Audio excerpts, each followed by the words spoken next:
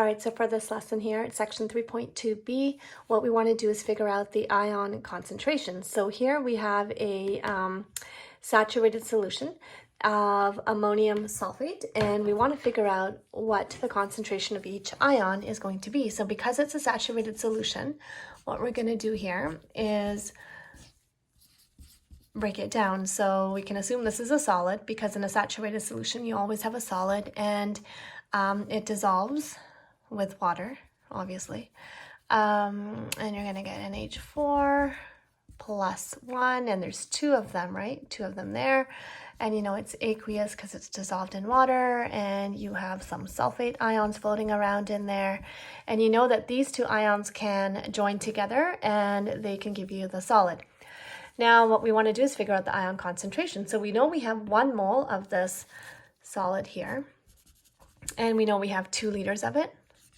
So if we're looking for an ion concentration, we know concentration is moles per liter, and it's molar. So what we're going to do is just go 1 divided by 2, and that is just going to be 0.5 molar. And now what you got to do is, we're not asking for the concentration of this here.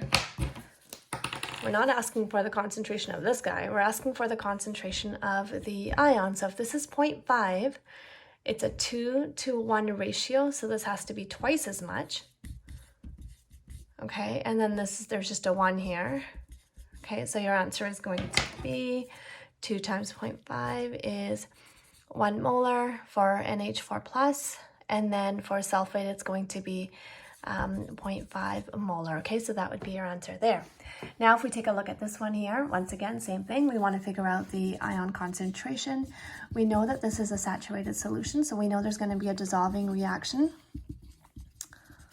And we know that we have magnesium plus 2 ions, and then we have hydroxide ions in there. It's a 2-to-1 ratio there.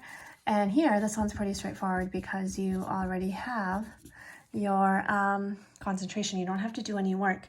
So this is a 1-to-1 ratio right here, so it's simply going to be exactly the same thing. And then here, this is going to be twice as much, and remember to watch sig fig, so it would be 1.56 times 10 to the negative 3, but we only want 2 sig figs there, so it's going to be 1.6 times 10 to the negative 3 molar, and you are done.